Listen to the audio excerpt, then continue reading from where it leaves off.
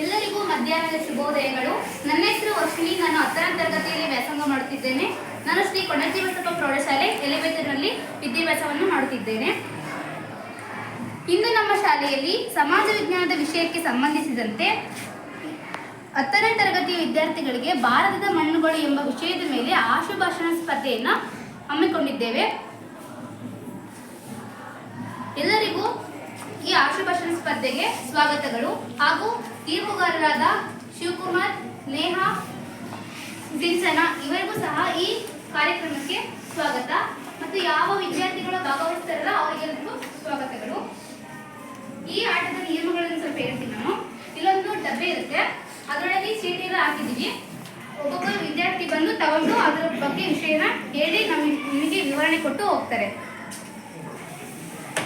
ಶುರು ಮಾಡೋಣ. ಮೊದಲನೇದಾಗಿ ಗೌತಮ್.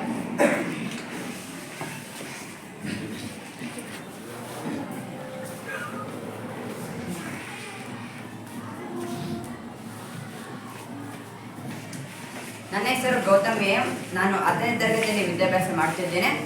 ಈ ದಿನ ನಮ್ಮ ಶಾಲೆಯಲ್ಲಿ ಸಮಾಜ ವಿಜ್ಞಾನ ಎಂಬ ವಿಷಯದಲ್ಲಿ ಭಾರತದ ಮಣ್ಣುಗಳು ಎಂಬ ಪಾಠದಿಂದ ಆಶುಭಾಷಣ ಸ್ಪರ್ಧೆಯನ್ನು ಏರ್ಪಡಿಸಲಾಗಿದೆ. ನನಗೆ ಬಂದಿರುವ ವಿಷಯ ಏನೆಂದರೆ ಮಣ್ಣು ನಮ್ಮ ಭಾರತ ದೇಶದಲ್ಲಿ ಅಂದರೆ ಇಡೀ ಭೂಮಿಯಲ್ಲಿ ನೈಸರ್ಗಿಕವಾಗಿ ದೊರೆಯುವ ಸಂಪನ್ಮೂಲವಾಗಿದೆ.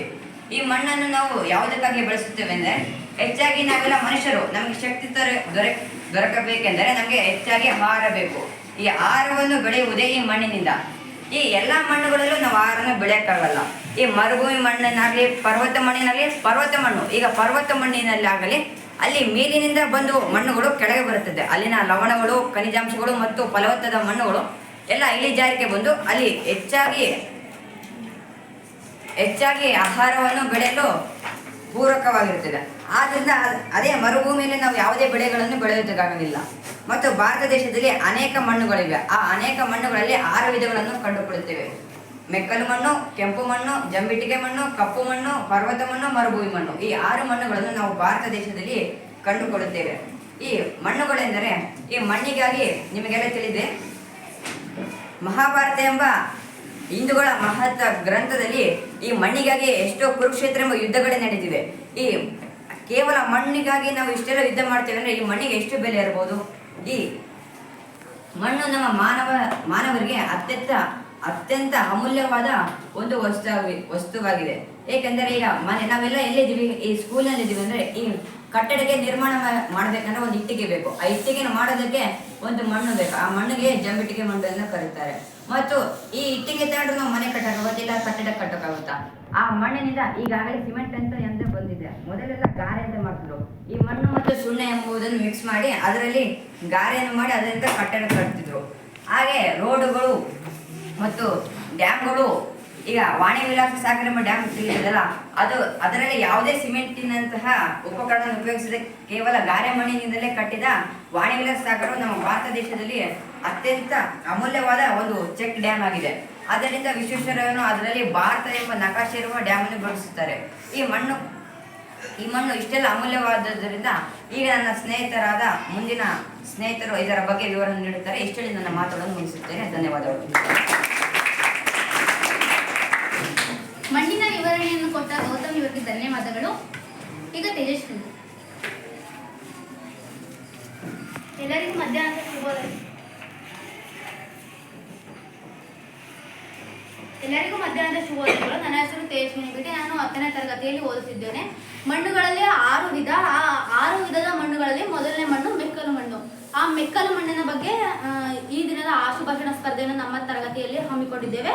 ಈ ಆಶುಭಾಷಣ ಸ್ಪರ್ಧೆಯಲ್ಲಿ ನನಗೆ ಮೆಕ್ಕಲು ಮಣ್ಣು ಅಂತಕ್ಕಂಥ ಟಾಪಿಕ್ ಬಂದಿದೆ. ಈ ಟಾಪಿಕ್ ಕುರಿತಾಗಿ ಏನು ಮಾತಾಡ್ಬೋದು ಅಂದರೆ, ಮೆಕ್ಕಲು ಮಣ್ಣು ಪರ್ವತ ನದಿಗಳು ಹೊತ್ತು ತಂದು ಸಂಚರಿಸಿರುವ ಮಣ್ಣನ್ನು ಮೆಕ್ಕಲು ಮಣ್ಣು ಅಂತಂದೇಳಿ ಕರಿತೀವಿ. ಈ ಮಣ್ಣು ಭಾರತದ ಎಲ್ಲ ಮಣ್ಣುಗಳಿಗಿಂತ ಈ 6 ಮಣ್ಣುಗಳೇನಿದಾವಲ್ಲ, ಈ 6 ಮಣ್ಣುಗಳಿಗಿಂತ ಹೆಚ್ಚು ವಿಸ್ತರಣೆಯನ್ನು ಹೊಂದಿರೋ ಮಣ್ಣು ಅಂದರೆ ಮೆಕ್ಕಲು ಮಣ್ಣು. ಈ ಮೆಕ್ಕಲು ಮಣ್ಣಿನಲ್ಲಿ ಹಲವಾರು ಬೆಳೆಗಳನ್ನು ಬೆಳಿತೀವಿ. ಉದಾಹರಣೆಗೆ ಯಾವ್ಯಾವು ಅಂದರೆ ಭತ್ತ, ಗೋಧಿ, ಸೆಣಬು, ಕಬ್ಬು, ಹತ್ತಿ ಇತ್ಯಾದಿ ಪದಾರ್ಥಗಳನ್ನ ನಾವು ಬೆಳಿತೀವಿ. ಮತ್ತೆ ಈ ಮಣ್ಣು ಯಾವ್ಯಾವ ಪ್ರದೇಶದಲ್ಲಿ ಹರಡಿಕೊಂಡಿದೆ? ನಾನು ಇವಾಗ ಹೇಳಿದೆ, ಎಲ್ಲ ಮಣ್ಣುಗಳಿಗಿಂತಲೂ ಹೆಚ್ಚು ವಿಸ್ತರಣೆಯನ್ನು ಹೊಂದಿರೋ ಮಣ್ಣು ಅಂದರೆ ಮೆಕ್ಕಲು ಮಣ್ಣು ಅಂತ. ಇದು ನಮ್ಮ ಭಾರತ ದೇಶದಲ್ಲಿ 6.6 ದಶಲಕ್ಷ ಚದರ ಕಿಲೋಮೀಟರ್ಗಳಷ್ಟು ಹರಡಿಕೊಂಡಿದೆ. ಈ ಮಣ್ಣು ಪರ್ಯಾಯ ಪ್ರಸ್ಥಭೂಮಿಯ ಎರಡೂ ಕಡೆ ತೀರದಲ್ಲೂ ಕೂಡ ಹರಡಿದೆ ಮತ್ತು ಕಣಿವೆಗಳ ನರ್ಮದಾ ಮತ್ತು ತಪದಿ ಕಣಿವೆಗಳ ಎರಡೂ ಕಡೆ ಕೂಡ ಹರಡಿಕೊಂಡಿದೆ ಎಂದು ಹೇಳುತ್ತಾ ನನ್ನ ಈ ಮಾತನ್ನು ಮುಗಿಸುತ್ತೇನೆ.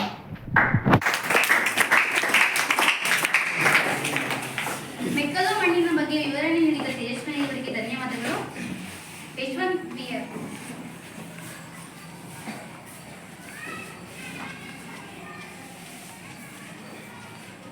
ನನ್ನ ಹೆಸರು ಯಶವಂತ್ ಬಿಆರ್. ನಾನು 10ನೇ ತರಗತಿಯಲ್ಲಿ ಓದುತ್ತಿದ್ದೇನೆ. ಭಾರತದ ಮಣ್ಣುಗಳು ಎಂಬ ಪಾಠದಿಂದ ನಮ್ಮ ಶಾಲೆಯಲ್ಲಿ ನಮ್ಮ ತರಗತಿಯಲ್ಲಿ ಆಶುಭಾಷಣ ಸ್ಪರ್ಧೆಯನ್ನು ಹಮ್ಮಿಕೊಂಡಿದ್ದೇವೆ. ನನಗೆ ಬಂದಿರುವ ಮಣ್ಣಿನ ಹೆಸರು ಕಪ್ಪು ಮಣ್ಣು. ಕಪ್ಪು ಮಣ್ಣಿನಲ್ಲಿ ಅತಿ ಹೆಚ್ಚಾಗಿ ನಾವು ಹತ್ತಿಯನ್ನು ಬೆಳೆಯಲು ಆ ಕಪ್ಪು ಮಣ್ಣು ನಮಗೆ ಸೂಕ್ತವಾದದ್ದು. ಕಪ್ಪು ಮಣ್ಣು ಇದು ಅಗ್ನಿ ಶಿಲೆಗಳ ಶೀತಲೀಕರಣದಿಂದ ಉತ್ಪತ್ತಿಯಾಗಿದೆ. ಈ ಮಣ್ಣಿನಲ್ಲಿ ಅತಿ ಹೆಚ್ಚಾಗಿ ಒಣ ಬೇಸಾಯವನ್ನು ಬೆಳೆಯಬಹುದು.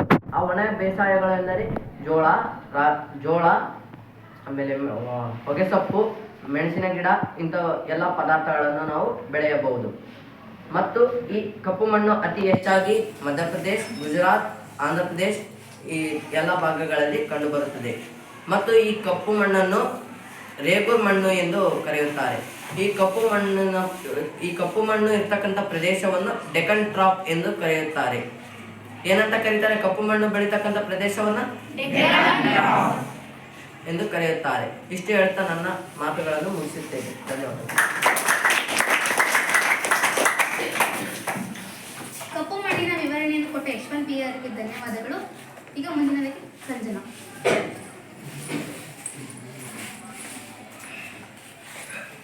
ಎಲ್ಲರಿಗೂ ಮಧ್ಯಾಹ್ನದ ಶುಭೋದಯಗಳು. ನನ್ನ ಹೆಸರು ಸಂಜನಾ. 10ನೇ ತರಗತಿಯಲ್ಲಿ ಓದುತ್ತಿದ್ದೇನೆ ಶ್ರೀಕಂಠೇಶ್ವರ ಪ್ರೌಢಶಾಲೆಯಲ್ಲಿ. ನನಗೆ ಇವತ್ತು ತರಗತಿಯಲ್ಲಿ ಆಶುಭಾಷಣ ಸ್ಪರ್ಧೆಯಲ್ಲಿ ಬಂದಿರತಕ್ಕಂಥ ನನಗೆ ಟಾಪಿಕ್ ಕೆಂಪು ಮಣ್ಣು. ಕೆಂಪು ಮಣ್ಣು ಒಂದು ಭಾರತದ ಪ್ರಮುಖ ಮಣ್ಣಾಗಿದೆ. ಇದರ ವಿಸ್ತರಣೆ 5.18 ದಶಲಕ್ಷ ಚದರ ಕಿಲೋಮೀಟರ್ ಆಗಿದೆ. ಇದು ಮತ್ತು ಕೆಂಪು ಮಣ್ಣು ಒಂದು ಮಣ್ಣಿನ ಪ್ರಕಾರವೂ ಹೌದು.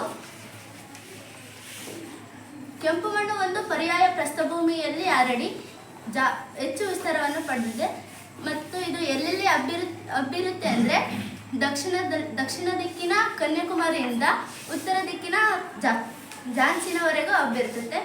ನೆಕ್ಸ್ಟು ಮತ್ತು ಕೆಂಪು ಮಣ್ಣು ಪಶ್ಚಿಮದಲ್ಲಿ ಗುಜರಾತಿನ ಕಚ್ ಪ್ರದೇಶದಿಂದ ಮತ್ತು ಪೂರ್ವದಲ್ಲಿ ಜಾರ್ಖಂಡ್ನ ಬೆಟ್ಟಗಳವರೆಗೂ ವ್ಯಾಪಿಸಿರುತ್ತೆ.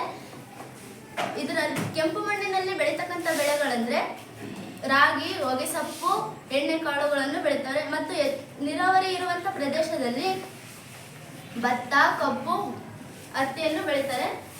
ಇಷ್ಟನ್ನು ಮಾತನಾಡಲು ಅವಕಾಶ ಕೊಟ್ಟಿದ್ದಕ್ಕೆ ಎಲ್ಲರಿಗೂ ಧನ್ಯವಾದ. ನಿಮಗೆಲ್ಲರಿಗೂ ಕೆಂಪು ಮಣ್ಣಿನ ಬಗ್ಗೆ ವಿವರಣೆ ನೀಡಿದ ತಂದನಿ ಇವರಿಗೆ ಧನ್ಯವಾದಗಳು. ಚಂದನ.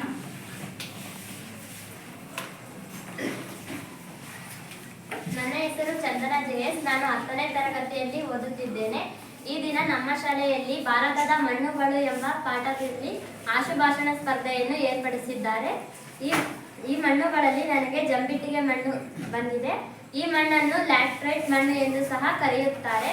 ಈ ಮಣ್ಣು 200 ಸೆಂಟಿಮೀಟರ್ಗಳಿಗಿಂತ ಹೆಚ್ಚಾಗಿ ಮಳೆ ಬೀಳುವ ಪ್ರದೇಶದಲ್ಲಿ ಕಂಡುಬರುತ್ತದೆ. ಇದರ ವಿಸ್ತೀರ್ಣವು 2.42 ಲಕ್ಷ ಚದರ ಕಿಲೋಮೀಟರ್ಗಳಷ್ಟು. ಈ ಮಣ್ಣು ಮಳೆಗಾಲದಲ್ಲಿ ಅದರಲ್ಲಿರ್ತಕ್ಕಂಥ ಸಿಲಿಕೇಟ್ ಮತ್ತು ಲವಣಾಂಶಗಳು ಕರಗಿ ಹರಿತವೆ. ಹಾಗೆ ಈ ಮಣ್ಣಿನಲ್ಲಿ ಕರಗದಿರ್ತಕ್ಕಂಥ ಅಂಶಗಳು ಕಬ್ಬಿಣದ ಆಕ್ಸೈಡ್ ಮತ್ತು ಅಲ್ಯೂಮಿನಿಯಂ. ಇವು ಕರಗದೆ ಮೇಲ್ಪದರದಲ್ಲಿಯೇ ಉಳಿಯುತ್ತವೆ. ಈ ಮಣ್ಣು ಮಳೆಗಾಲದಲ್ಲಿ ಮೃದುವಾಗಿರುತ್ತದೆ. ಹಾಗೆ ಬೇಸಿಗೆಗಾಲದಲ್ಲಿ ಒಣಗಿ ಲ್ಯಾಟ್ರೈಟ್ ಶಿಲೆಯಂತೆ ಆಗುತ್ತದೆ. ಆ ಶಿಲೀಕರಣದಿಂದ ಈ ಮಣ್ಣು ಕೆಂಪು ಬಣ್ಣವನ್ನು ಹೊಂದಿದೆ. ಈ ಮಣ್ಣು ಸಾತ್ಪುರ, ವಿಂಧ್ಯ, ಪಶ್ಚಿಮ ಘಟ್ಟಗಳು ಮತ್ತು ರಾಜ್ಮಹಲ್ ಅಂತ ಪಶ್ಚಿಮಾಚಲ ಪ್ರದೇಶಗಳಲ್ಲಿ ಕಂಡುಬರುತ್ತದೆ. ಈ ಮಣ್ಣು ಮಳೆಯಿಂದ ಅದರಲ್ಲಿರ್ತಕ್ಕಂಥ ಲವಣಾಂಶಗಳು ಕರಗಿ ದ್ರವ ರೂಪದಲ್ಲಿ ಭೂಮಿಯ ಆಳದವರೆಗೂ ಹೋಗುತ್ತದೆ. ಈ ಮಣ್ಣಿನಲ್ಲಿ ಫಲವತ್ತತೆ ಅತ್ಯಂತ ಕಡಿಮೆಯಾಗಿದೆ. ಇದು ಕಾಫಿ ಮತ್ತು ಟೀ ಮತ್ತು ಮುಂತಾದ ತೋಟಗಾರಿಕಾ ಬೆಳೆಗಳಿಗೆ ಉಪಯುಕ್ತವಾಗಿದೆ. ಧನ್ಯವಾದ.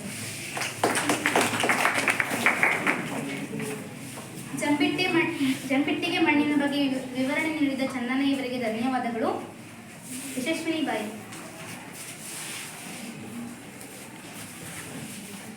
ನನ್ನ ಹೆಸರು ಯಶಸ್ವಿನಿ ಬಾಯಿ. ನಾನು 10ನೇ ತರಗತಿಯಲ್ಲಿ ವಿದ್ಯಾಭ್ಯಾಸ ಮಾಡುತ್ತಿದ್ದೇನೆ. ನನಗೆ ಸಿಕ್ಕಿರುವ ಮಣ್ಣಿನ ವಿಷಯ ಮರುಭೂಮಿ ಮಣ್ಣು. ಮರುಭೂಮಿ ಮಣ್ಣನ್ನು ಅತಿ ಕಡಿಮೆ ಮಳೆ ಮತ್ತು ಹೆಚ್ಚು ಉಷ್ಣಾಂಶ ಇರುವ ಪ್ರದೇಶದಲ್ಲಿ ಕಾಣುತ್ತೇವೆ.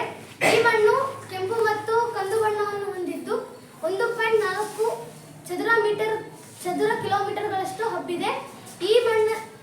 ಈ ಮಣ್ಣಿನಲ್ಲಿ ಕಣಗಳ ನಡುವೆ ರಂಧ್ರವಿರುವುದರಿಂದ ನೀರು ಬೆಸೆದು ಹೋಗುತ್ತದೆ. ರಾಜಸ್ಥಾನ್, ಪಂಜಾಬ್, ಪಶ್ಚಿಮ ಗುಜರಾತಿನ ಕಚ್ ಮತ್ತು ಅರಾವಳಿ ಶ್ರೇಣಿಯ ಭಾಗದಲ್ಲಿ ಹೆಚ್ಚಾಗಿ ಕಾಣುತ್ತೇವೆ. ಈ ಮಣ್ಣಿನಲ್ಲಿ ನಾವು ಹೆಚ್ಚಾಗಿ ಬೆಳೆಯುವ ಬೆಳೆಗಳೆಂದರೆ ಸಜ್ಜೆ ಮತ್ತು ಖರ್ಜೂರ. ಇಷ್ಟನ್ನು ಹೇಳಲು ಅವಕಾಶ ಮಾಡಿಕೊಟ್ಟು ತಮ್ಮೆಲ್ಲರಿಗೂ ಧನ್ಯವಾದ. ಮರುಭೂಮಿ ಮಣ್ಣಿನ ಬಗ್ಗೆ ವಿವರಣೆ ನೀಡಿದ ಯಶಸ್ವಿನಿ ಇವರಿಗೆ ಧನ್ಯವಾದಗಳು. ಇವಾಗ ಮನೋಜ್.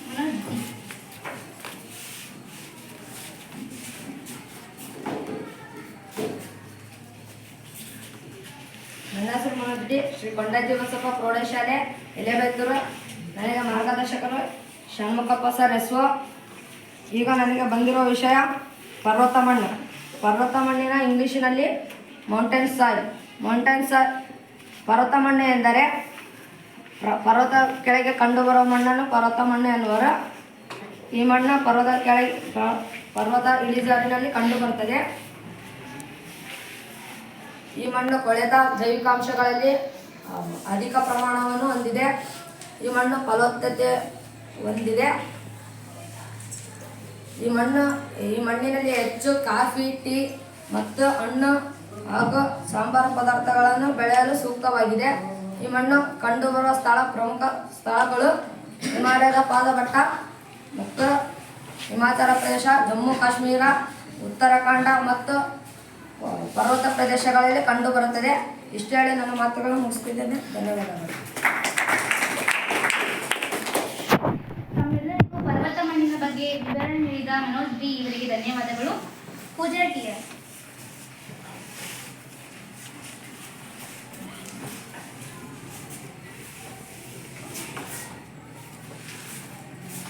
ಎಲ್ಲರಿಗೂ ಮಧ್ಯಾಹ್ನದ ಶುಭಾಶಯಗಳು. ನನ್ನ ಹೆಸರು ಪೂಜಾ. ನಾನು 10ನೇ ತರಗತಿಯನ್ನು ಶ್ರೀ ಕೊಂಡಜ್ಜಿ ಬಸಪ್ಪ ಪ್ರೌಢಶಾಲೆಯಲ್ಲಿ ವ್ಯಾಸಂಗ ಮಾಡುತ್ತಿದ್ದೇನೆ. ನನಗೆ ಬಂದಿರತಕ್ಕಂಥ ವಿಷಯ ಮಣ್ಣಿನ ಸವೆತ. ಇಲ್ಲಿ ತನಕ ನನ್ನ ಫ್ರೆಂಡ್ಸ್ ಎಲ್ಲರೂ ಮಣ್ಣುಗಳ ವಿಧಗಳು ಅದು ಎಲ್ಲೆಲ್ಲಿ ಕಂಡು ಬರುತ್ತೆ ಏನು ಅಂತ ಹೇಳಿದರು. ಕೇವಲ ಮಣ್ಣುಗಳ ವಿಧಗಳು ಅದಷ್ಟೇ ಗೊತ್ತಾಯಿತು ನನಗೆ. ಮಣ್ಣಿನ ಸವೆತ ಅಂತ ಅಂದರೆ ಭೂಮಿಯ ಮೇಲ್ಪದರ ಇರುತ್ತಲ್ಲ, ಅದೇನು ಪ್ರಾಕೃತಿಕ ವಿಕೋಪಗಳು ಆ ಥರ ಉಂಟಾಗುತ್ತಲ್ಲ, ಅದರಿಂದ ಭೂಮಿಯ ಮೇಲ್ಪದರ ಒಂದು ಕಡೆಯಿಂದ ಇನ್ನೊಂದು ಕಡೆಗೆ ಸ್ಥಳಾಂತರವಾಗುವುದನ್ನು ನಾವು ಮಣ್ಣಿನ ಸವೆತ ಅಂತ ಹೇಳ್ತೀವಿ. ಅಂದರೆ ಸಾಯಿಲ್ ಎರೋಷನ್, ಇಂಗ್ಲೀಷಲ್ಲಿ ಸಾಯಿಲ್ ಎರೋಷನ್ ಅಂತ ಕರೀತಾರೆ. ಈ ಮಣ್ಣಿನ ಸವೆತ ಈಗ ಯಾವುದೇ ಒಂದು ಕ್ರಿಯೆ ನಡೆಯುತ್ತೆ ಅಂತ ಅಂದರೆ ಅದರಿಂದ ಕಾರಣಗಳು ಇದ್ದೇ ಇರ್ತವೆ. ಈ ಮಣ್ಣಿನ ಸವೆತಕ್ಕೆ ಕಾರಣಗಳು ಮುಖ್ಯವಾಗಿ ಅರಣ್ಯನಾಶವನ್ನು ನಾವು ಇತ್ತೀಚಿನ ದಿನಗಳಲ್ಲಿ ತುಂಬ ಮಾಡ್ತಿದ್ದೇವೆ. ನಮ್ಮ ದುರಾಸೆಗೋಸ್ಕರ ಅರಣ್ಯ ನಾಶವನ್ನು ಹೆಚ್ಚಾಗಿ ಮಾಡ್ತಿದ್ದೇವೆ.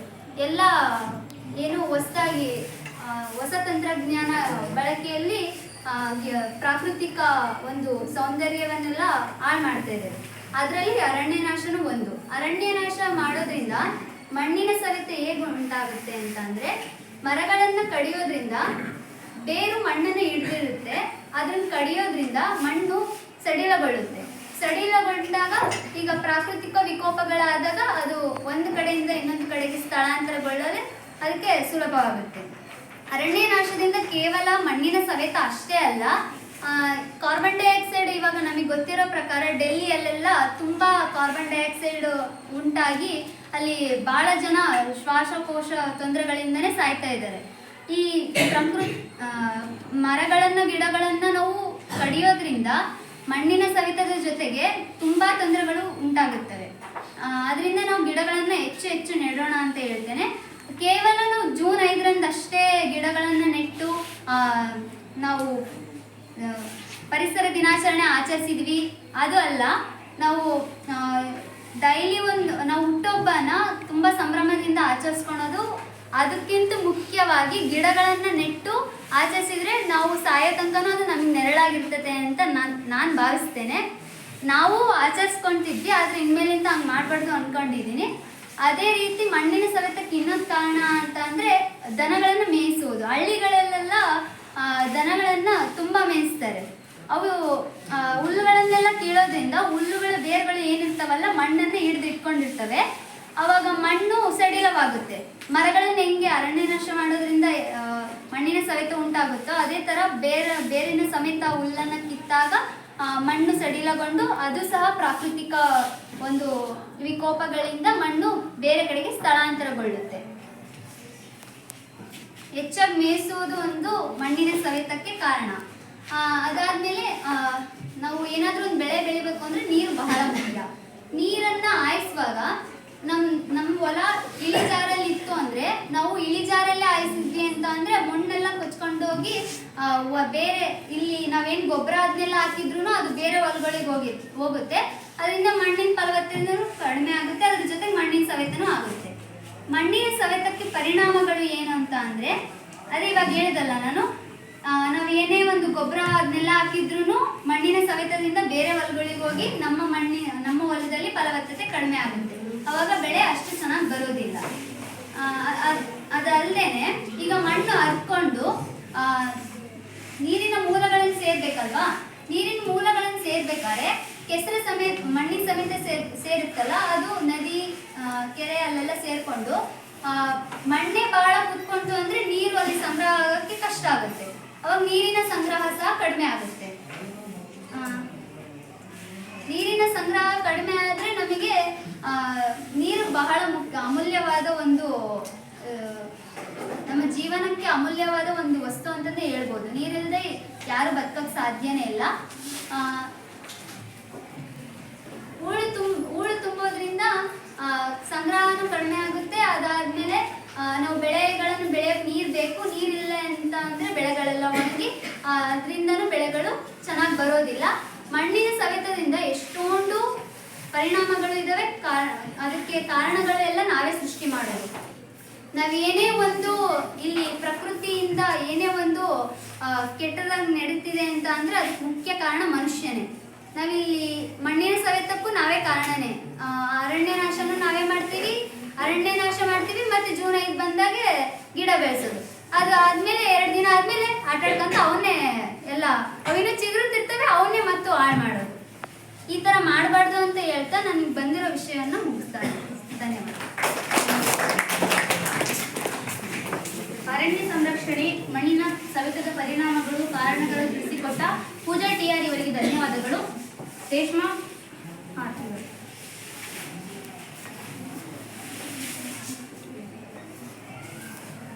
ಎಲ್ಲರಿಗೂ ಮಧ್ಯಾಹ್ನದ ಶುಭೋದಯಗಳು. ಇಲ್ಲಿ ತನಕ ನನ್ನ ಸ್ನೇಹಿತರಾದ ಎಲ್ಲರ ಸಹ ನಿಮಗೆ ಮಣ್ಣಿನ ವಿಧಗಳು, ಮಣ್ಣಿನ ಸಂರಕ್ಷಣೆ ಮಾಡೋದು ಹೇಗೆ, ಮತ್ತು ಮಣ್ಣನ್ನು ಯಾವ್ಯಾವ ಮಣ್ಣಲ್ಲಿ ಏನೇನು ಬೆಳೆಗಳನ್ನು ಬೆಳಿತೀವಿ ಅಂತ ಹೇಳ್ಕೊಟ್ರು. ಈಗ ನನಗೆ ಬಂದಿರ್ತಕ್ಕಂಥ ಟಾಪಿಕ್ ಮಣ್ಣಿನ ನಿರ್ವಹಣೆ ಮತ್ತು ಮಣ್ಣಿನ ಸಂರಕ್ಷಣೆ. ನಾವೀಗ ನಿಮಗೆಲ್ಲ ಗೊತ್ತೈತಿ, ಈಗ ಮಣ್ಣು ಒಂದು ನೈಸರ್ಗಿಕ ಸಂಪನ್ಮೂಲ ಅಂತ ಮೊದಲನೇದಾಗಿ ಗೌತಮ್ ಹೇಳ್ದ. ಮಣ್ಣು ಒಂದು ನೈಸರ್ಗಿಕ ಸಂಪನ್ಮೂಲ ಅಂತ ಹೇಳಿದ ತಕ್ಷಣ ನಾವೇ ಮಣ್ಣನ್ನು ಮೊದಲನೇದಾಗಿ ಹಾಳು ಮಾಡ್ತಿರೋದು ಯಾರಪ್ಪ ಅಂದರೆ ನಾವು ಹೆಂಗೆ ಮಣ್ಣನ್ನು ಹಾಳು ಮಾಡ್ತಿದ್ದೀವಿ ಅಂತ ಹೇಳಿದ್ರೆ, ಈಗ ನಮ್ಮದು ಒಂದು ಹೊಲ ಇದೆ ಅಂತ ತಿಳ್ಕೊಳ್ರಿ. ಆ ಹೊಲದಾಗೆ ನಾವು ಬೆಳೆ ಬೆಳೆದಿವಿ.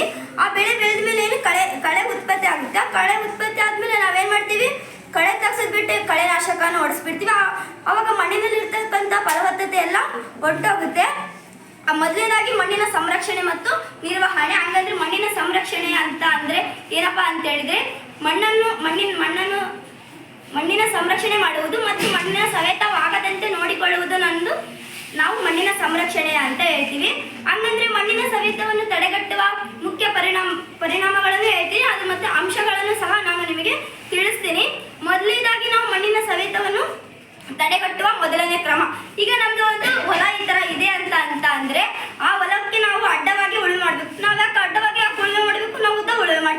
ಹೇಳ್ತೀವಿ.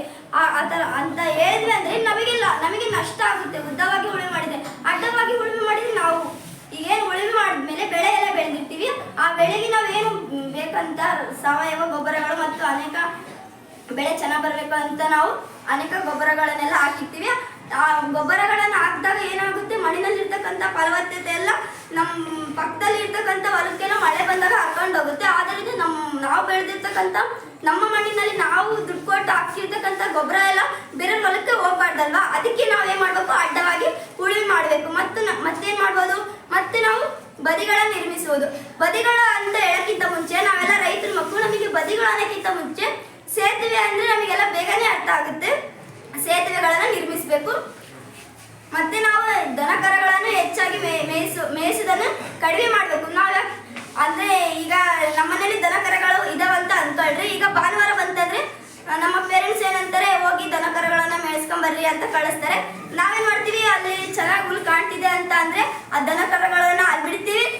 ಅವು ಹೆಂಗಾರ ಮೇಕೆಲ್ಲಿ ಅಂತ ಹೇಳ್ತೀವಿ. ಅಯ್ಯಪ್ಪ ಎಷ್ಟೊಂದು ಬಿಸಿಲಿದೆ, ನಾವು ಹೋಗಿ ಎಲ್ಲರೂ ಒಂದು ಹತ್ರ ಕುತ್ಕೊಳ್ಳೋಣ ಅಂತ ನಾವು ಹೋಗ್ತೀವಿ. ಆವಾಗ ಪಾಪ ದನ ಕರುಗಳಿಗೆ ಏನು ಗೊತ್ತಾಗಲ್ಲ. ಅವೇನು ಮಾಡ್ತೇವೆ, ಬೇಸಹಿತ ಸಹ ಹುಲ್ಲನ್ನೇ ಸೇವನೆ ಮಾಡ್ತೇವೆ. ಆವಾಗ ಬೇಸಹಿತ ಇದು ಮಾಡಿದಾಗ ಮಣ್ಣಿನಲ್ಲಿ ಇರ್ತಕ್ಕಂಥ ಫಲವತ್ತತೆ ಎಲ್ಲ ಮೇಲ್ ಬರುತ್ತೆ. ಅವಾಗ ಮಣ್ಣಿನಲ್ಲಿರ್ತಕ್ಕಂಥ ಫಲವತ್ತತೆ ಸಹ ಕಡಿಮೆ ಆಗುತ್ತೆ. ಮತ್ತೆ ನಾವೇನು ಮಾಡ್ಬೋದು, ಅರಣ್ಯ ನಾಶವನ್ನು ತಡೆಗಟ್ಟಬೇಕು. ಅರಣ್ಯ ನಾಶವನ್ನು ಹೆಚ್ಚೆಚ್ಚಾಗಿ ಅರಣ್ಯ ನಾಶವನ್ನು ಮಾಡ್ತಿರೋದೇ ನಾವು ಮನುಷ್ಯರು. ಏನು ಮಾಡ್ತೀವಿ, ನಮ್ಮ ಸ್ವಾರ್ಥಕ್ಕಾಗಿ ಅರಣ್ಯ ನಾಶವನ್ನು ಮಾಡ್ತೀವಿ. ಮತ್ತು ರೈಲ್ವೆ ಹಳಿಗಳನ್ನು ಮಾಡ್ಬೇಕಂತ ಅರಣ್ಯವನ್ನು ನಾವು ನಾಶ ಮಾಡ್ತೀವಿ. ಆ ಥರ ಮಾಡಬಾರ್ದು. ಆ ಥರ ಮಾಡಿದ್ರೆ ನಾವೇನು ಮಾಡಬೇಕು, ಅವರಿಗೆ ಕಠಿಣ ಶಿಕ್ಷೆಯನ್ನು ನೀಡಬೇಕು ಮತ್ತು ದಂಡವನ್ನು ಸಹ ಹಾಕಬೇಕು. ಪೂಜೆ ಹೇಳಿದಂಗೆ ನಾವು ಜೂನ್ 5 ಮಾತ್ರ ಪರಿಸರ ದಿನಾಚರಣೆಯನ್ನು ಆಚರಿಸಿ ಆಮೇಲೆ ಮುಂದುವರೆದು ಏನು ಮಾಡ್ತೀವಿ ಏನು ಮಾಡಲ್ಲ ಅಂತ ಹೇಳ್ಬಾರ್ದು. ಹಾಗಾದ್ರೆ ನಾವು ಸ್ಕೂಲಲ್ಲಿ ಎಲ್ಲರೂ ಒಂದೊಂದು ಗಿಡ ನೆಡೋಣ. ನೆಡ್ತೀರಾ ಇಲ್ಲ? ಮತ್ತೆ ಹೇಳ್ರಿ, ಗಿಡ ನೆಡ್ತೀರಾ ತಾನೇ? ನೀವು ನೆಡ್ತೀರಾ ಅಂತ ಹೇಳಿದಾಗ ನನಗೆ ಒಂದು ನೆನಪಾಗ್ತದೆ. ಏನಂದ್ರೆ, ಮನೆಗೊಂದು ಮರ ಊರಿಗೊಂದು ವನ, ಈ ಥರ ಆಗುತ್ತೆ. ಆ ಥರ ಆಗ್ಬೇಕಂದ್ರೆ ನಾವೆಲ್ಲ ಒಂದೊಂದು ಗಿಡಗಳನ್ನು ನೆಡಬೇಕು. ಮತ್ತೆ ನೀರಿನ ಯೋಜನೆಯನ್ನು ಮಾಡಬೇಕು. ನೀರಿನ ಯೋಜನೆ ಅಂದ ತಕ್ಷಣ ನಮಗೆ ನೀರಾವರಿ ತುಂತುರು ಮತ್ತು ಹನಿ ತುಂತುರು. ನಾವೀಗ ಇರೋದಪ್ಪ ಅಂದರೆ ಹನಿ ತುಂತುರು ಅಂದರೆ ಹೆಚ್ಚೆಚ್ಚಾಗಿ ನೀರು ಬರೋದನ್ನೇ ನಾವು ಹನಿ ತುಂತುರು ಅಂತ ಹೇಳ್ತೀವಿ. ನಮಗೀಗ ಹೆಚ್ಚೆಚ್ಚಾಗಿ ನೀರೆಲ್ಲ ಸಿಗ್ತದಲ್ಲ, ನಾವೇನು ಮಾಡ್ತೀವಿ, ಹೊಲಕ್ಕೆ ಹೋಗಿ ಅಗಲಗಳ ನೀರು ಕಟ್ತೀವಿ. ನೀರು ಕಟ್ಟಿದಾಗ ನಾವು ಹೆಚ್ಚಾಗಿ ನೀರು ಕಟ್ಟಿದಾಗ ಏನಾಗುತ್ತೆ ಅಂದರೆ ಮಣ್ಣಿನಲ್ಲಿರ್ತಕ್ಕಂಥ ಫಲವತ್ತತೆ ಎಲ್ಲ ಮಣ್ಣಿನ ಜೊತೆ ಹರ್ಕೊಂಡು ಹೋಗುತ್ತೆ. ಅದಕ್ಕೆ ನಾವೇನು ಮಾಡಬೇಕು, ನಮಗೆ ಹೆಚ್ಚು ನೀರು ಸಿಗ್ತದೆ ಅಂತ ನಾವು ದುರುಪಯೋಗ ಮಾಡ್ಕೊಬಾರ್ದು. ಅದನ್ನು ಉಳಿಸಲಿಕ್ಕೆ ಪ್ರಯತ್ನ ಪಡಬೇಕು. ಮತ್ತು ನಾವು ಚೆಕ್ ಡ್ಯಾಮ್ಗಳ ನಿರ್ಮಾಣವನ್ನು ಮಾಡಬೇಕು. ಚೆಕ್ ಡ್ಯಾಮ್ಗಳ ನಿರ್ಮಾಣ ಯಾಕೆ ಮಾಡಬೇಕು ಅಂತ ಹೇಳಿದ್ರೆ, ಈಗ ನಮ್ಮೂರಲ್ಲಿ ಏನಾದರೂ ದೊಡ್ಡ ಪ್ರವಾಹ ಆತಂತಂದರೆ ನಮ್ಮ ಹೊಲಗಳಲ್ಲೆಲ್ಲ ನೀರು ತುಂಬಿದೆ ಅಂತ ಹೇಳಿದ್ರೆ ನಾವು ಅಲ್ಲಿ ಒಂದು ಸಣ್ಣದೊಂದು ಗುಂಡಿ ತೋಡಿದ್ರೆ ಆ ಗುಂಡಿಯಲ್ಲಿ ಬಂದು ನೀರು ಸಂಗ್ರಹ ಆಗುತ್ತೆ. ಆ ಸಂಗ್ರಹ ಆದಮೇಲೆ ಆ ಗುಂಡಿ ತುಂಬಿದ ಮೇಲೆ ಮತ್ತೆ ಮುಂದಿನ ಗುಂಡಿ ಹೋಗೋಕ್ಕೆ ಸಹಾಯಕವಾಗುತ್ತೆ. ಇಷ್ಟನ್ನೆಲ್ಲ ಮಾತಾಡಲಿಕ್ಕೆ ಅವಕಾಶ ಕೊಟ್ಟ ನನ್ನೆಲ್ಲ ಸ್ನೇಹಿತರಿಗೂ ಧನ್ಯವಾದಗಳನ್ನು ತಿಳಿಸುತ್ತೇನೆ. ಮಣ್ಣಿನ ಸಂರಕ್ಷಣೆ ಮತ್ತು ನಿರ್ವಹಣೆ ಬಗ್ಗೆ ತಿಳಿಸಿಕೊಟ್ಟ ರೇಷ್ಮೆ ಇವರಿಗೆ ಧನ್ಯವಾದಗಳು. ಎಲ್ಲ ವಿದ್ಯಾರ್ಥಿಗಳ ಅಂಕವನ್ನು ತೀರ್ಪುಗಾರರಾದ ನೇಹಾ, ಸಿಂಚನ, ಶಿವಕುಮಾರ್ ಅವರು ಪಟ್ಟಿ ಮಾಡಿಕೊಂಡಿದ್ದಾರೆ. ಅದನ್ನ ಇಲ್ಲಿ ಬಂದು ಈಗ ಹೇಳ್ಬೇಕಂತ ಕೇಳ್ಕೊಂಡಿದ್ದಾನೆ. ಎಲ್ಲ ವಿದ್ಯಾರ್ಥಿಗಳ ಅಂಕವನ್ನು ಕ್ರೋಢೀಕೃತವಾಗಿ ಪರಿಶೀಲನೆ ಮಾಡಿ ಪ್ರಕಟಿಸಬೇಕೆಂದು ತೀರ್ಪುಗಾರರಲ್ಲಿ ಮನವಿ ಮಾಡಿಕೊಳ್ತಿದ್ದೇನೆ.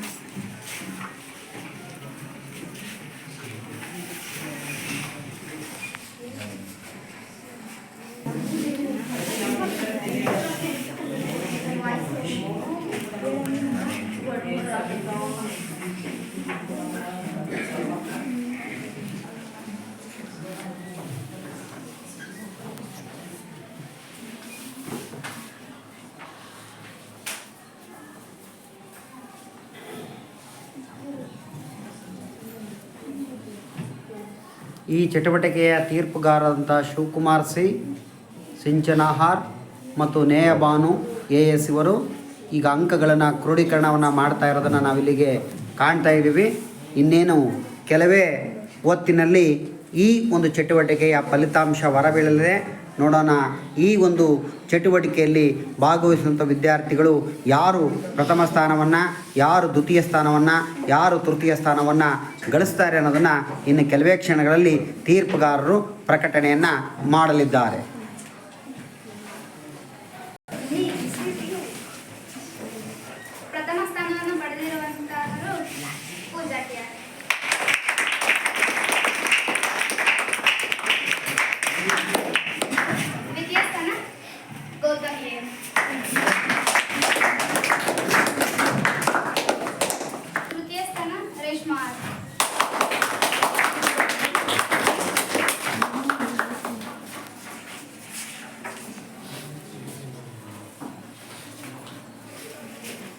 ಆಶುಭಾಷಣ ಸ್ಪರ್ಧೆಯಲ್ಲಿ ಪ್ರಥಮ ಸ್ಥಾನ ಪೂಜಾ, ದ್ವಿತೀಯ ಸ್ಥಾನ ಗೌತಮ್, ತೃತೀಯ ಸ್ಥಾನ ನೇಹಾ, ರೇಷ್ಮಾ ಇವರಿಗೆ ಧನ್ಯವಾದಗಳು.